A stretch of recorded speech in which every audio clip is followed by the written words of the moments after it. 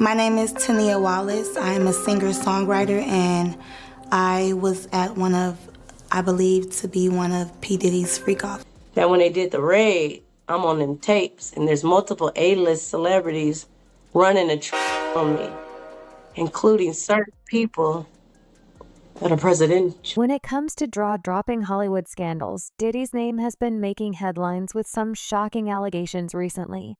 But what we're diving into today is on a whole another level. Two women have stepped forward, breaking their silence about what really went down at his infamous freak-offs. And trust me, it's not just about wild parties. There are stories hint at unsettling secrets involving young individuals, and a list of A-list celebrities that'll leave you speechless just when you thought you'd heard it. All this bombshell could change everything. Stay with us, because this could be the biggest Hollywood shakeup, yet truth really is. Stranger Than Fiction this year has been nothing short of catastrophic for Diddy's once glittering career. One moment he was the untouchable music mogul. The next he's behind bars, indicted and awaiting trial for allegations that could shatter his legacy. While plenty of rumors have swirled around these criminal accusations against Puffy, the latest revelations are more than gossip. They're shocking, and they come with receipts. This isn't just another rumor mill spin, it's as real as it gets.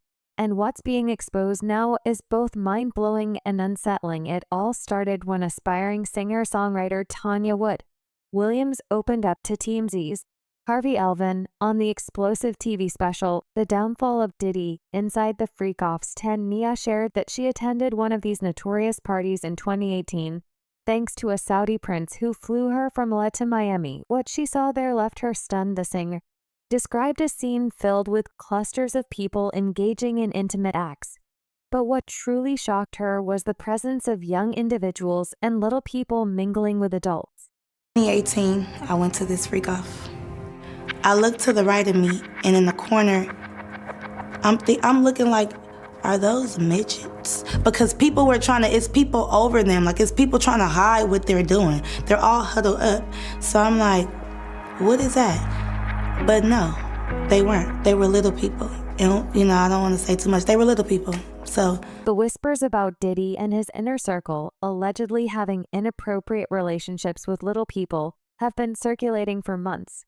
But Tua's interview blew the lid off, bringing those rumors into the spotlight like never before. During the sit-down, Harvey Levin pressed her to provide vivid details about what she witnessed at that 2018 party. However, the singer seemed hesitant, clearly worried about saying too much. She did share one unsettling detail: that these little people were dressed like Harajuku Barbies and were sandwiched between walls of adults, making it difficult to fully grasp what was happening.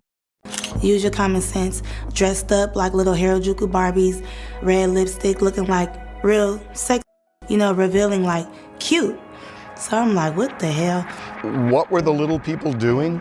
Getting covered up, trying to cover up what they were doing. Just, I don't know, like being admired, being hid, something.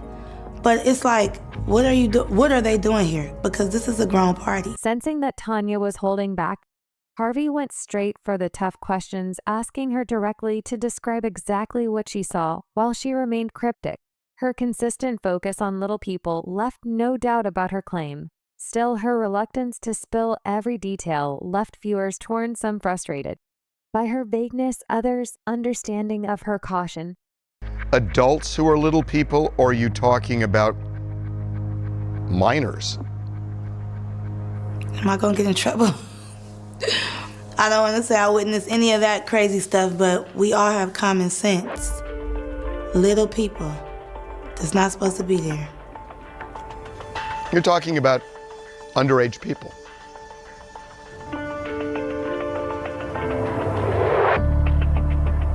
It's a shame. The interview has since sparked a firestorm on social media. Critics have accused Tanya of complicity, arguing she should have contacted authorities immediately after seeing something so disturbing. But many have come to her defense, applauding her bravery for speaking out at all. Supporters also pointed out a critical factor: the ironclad non-disclosure agreements reportedly required for all attendees at Diddy's infamous freak-offs. For some, It's clear to Neil, like so many others, may have felt trapped, scared of the legal and personal fallout that comes with breaking their silence. Diddy's legal team wasted no time addressing tennis, shocking claims, branding them as completely ridiculous and false. In a fiery statement, they accused the government of using these unsubstantiated allegations about Diddy's alleged dealings with little people as a strategic move to damage his case. They didn't hold back, issuing a strong rebuttal through TMZ. Ms. Tell Wallace has no credibility, and her claims about freak-offs and minors are completely and categorically false. As we've said before, Mr. Combs cannot respond to every new publicity stunt, especially to vastly ridiculous claims. Mr. Combs has full confidence in the facts and the integrity of the judicial process in court. The truth will prevail. The accusation against Mr. Combs are pure fiction, but just as Diddy's team was trying to extinguish the flames ignited by tennis revelations, another firestorm erupted. This time, a full-blown hurricane. Enter Audria English, a completely different woman with her own explosive story to tell. If you thought Tenna's interview was jaw-dropping, Audria's is next level. She didn't hold back or sugarcoat anything. Audria, who's been making waves in the media lately with accusations about Diddy and his alleged criminal enterprise, finally got her chance to fully share her story, thanks to Lono B, who gave her the platform. And what she revealed was nothing short of mind-blowing. Audria disclosed the dark secrets she uncovered while working for Diddy, including claims that the feds informed her she appeared in some of the many tapes recovered from his mansion, allegedly engaging in inappropriate acts with famous politicians. The details Audria shared were chilling and graphic, leaving everyone stunned. If you thought Tenna's account was heavy, buckle up, because Audria's revelations take this scandal to an entirely different level. Before diving into the juicy details about Diddy, Audria felt the need to address her past in the adult film industry. She didn't want anyone to assume she was trying to play the victim card for cheap publicity.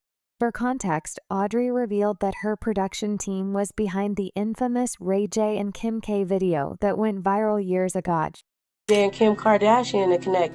If you look at the production team, you can see we have the same production team. You see mine was filmed first. Me, Ray J, Brandy, we all grew up in the same church, Church of Christ. Brother Norwood, their father is my vocal coach, so that's how we already knew each other. But they got famous with theirs because Kim Kardashian had a little bigger of a name because of her dad. Then shared how her story intertwined with Cassie Ventura, who would later become one of Diddy's most high-profile exes, and as many now believe, a major thorn in his side. Back in the day, Audria heard them boyfriend Anthony and Cassie were close friends. Cassie, like Anthony, was an aspiring model and entertainer, and both were signed to the same modeling agency. At the time, she revealed they all had big dreams of meeting industry heavyweights, like Diddy dreams, that according to Audria turned into a nightmare they've regret forever. Anthony is signed to Ford Models. Cassie is coming over to our apartment, hanging out. We're all friends. We actually started. Oh, you was hanging out with Cassie? Yeah, she would come over our apartment too, because her and Anthony were both signed to Ford Models. Cassie, she wanted to model, but she wanted to sing. She wanted to be an entertainer. And so we all had dreams to meet Diddy. So then their fateful introduction to Diddy came when Anthony landed an audition for Diddy's Sean John campaign, excited about the opportunity. And knowing Audria was a huge fan of the rapper, Anthony invited her to tag along. Audria recalled the excitement of being in the waiting room that day, but something odd happened that stuck with her. She noticed a model they knew walk in looking visibly shaken. She and Anthony initially brushed it off, assuming he was just upset about not landing the road.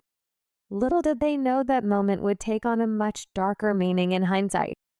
Fast forward, Anthony ends up getting called to audition for Diddy for the Sean John campaign. So, long story short, we sitting in the waiting room, and one of his homeboys that frequents our apartment comes out of the thing, and he's looking mad, like, shh. And so, low-key, me and Anthony laughing. We like, he must not have booked it. Like, he's salty. Like, we laughing to each other, like, you know. And then they called him. Yes, you heard that right. Rumors about Diddy's long-standing behavior took a new layer of validation. With this revelation, for those who believed his alleged exploits extended far beyond the infamous freak-off parties. This was the smoking gun they'd been waiting for. Audria admitted she wasn't entirely Caught off guard by Diddy's demand for Anthony, coming from a background in the adult film industry and working as an exotic dancer at the time, she was familiar with how the powerful and wealthy often operated. To her, it was just another example of how the game worked. Scratch their back and they'll scratch yours. Because I had been an ex, porn star, and I was currently an exotic dancer. For me, it was regular scheduled programming. Like, it's just what rich people with money do. Like, he tried it. He wanted to see, you know what I mean? To me, it was more funny, but Anthony took more offense. Like, nah, like, he got me fucked up. And I ran into Tamiko Thomas, who ended up being, I call her handler, one of Diddy's handlers, wranglers. And she approached me with opportunity to help me and Anthony out. If I would dance at Diddy's white parties, Anthony can go ahead and book the campaign. I agreed to dance at the white parties. Anthony booked the Sean John campaign. He was everywhere. He was on billboards, buses, bus stops, cabs, in the magazine, all at the same damn time. He was everywhere. Anthony ultimately landed the gig for Diddy's Shah Jahan campaign, but not without a twist, according to Audrea.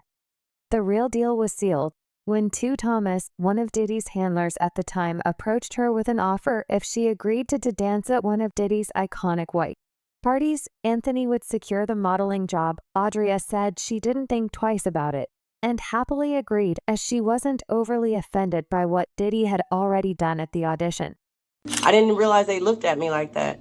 I extra didn't know that Diddy had gotten word of my former career in the adult entertainment industry that I was manipulated into by an ex-boyfriend that I only did for 6 months out of my life. He got me to do the movies, and then when Diddy found out about it, they used that against me, and he viewed me as somebody that was sexually exploited, worthy, and he played on my heart. It's called coercion of the heart. Audrea added that if anyone tried to search for Anthony's Shah Jahan campaign now, they'd come up empty. Apparently, Diddy scrubbed it off the internet following even crazier events that unfolded later, events that Audrea hinted are almost too wild to imagine. When I told him that I rap and I sang, and he said I was dope, and he said he was going to bring me and I had a girl group out, like I'm the Beyonce of my group. They even told you that I was the dopest one. And it's called Coercion of the Heart. And he played on the fact that he knew I liked to rap, sing, and perform. And that's why he would bring me back year after year saying, you're getting closer, like initiation, you're getting closer. What could have possibly happened between Audrea and Diddy that led him to scrub Anthony off the internet? It's the question we're all asking. And Audrea didn't hold back as she spilled the tea after eagerly accepting the opportunity to perform at Diddy's white party. She never imagined the price she'd end up paying. According to Audrea, Diddy had already done a deep dive into her background and discovered her brief stint in the adult film industry, a piece of her past that he would later weaponize against her. But it never happened, but he kept making me, we perform while he was wheeling and dealing and, getting jewelry from Jacob the jeweler, cutting a deal with this person, recording me and him over there so he can extort that person out of woo-woo. For those who had doubts about Tanya Wallace's claims, Adra's revelations were nothing short of a wake-up call. While plenty of rumors about Diddy have made the rounds on social media, none have been this detailed or personal. Adra's courage to share her firsthand experience added a new dimension to the controversy. Audrea revealed that Diddy preyed on her dreams of stardom, using her ambition as leverage to manipulate her into doing his bidding. She admitted to falling for it, thinking it was her big break. But instead of helping her rise to fame, Diddy allegedly exploited her, turning her into a pawn in his game of power and influence. All didn't know, but he had a plan the whole time, and that's why he made people sign NDAs that said, you can't talk about what we went through until 20 years after I died.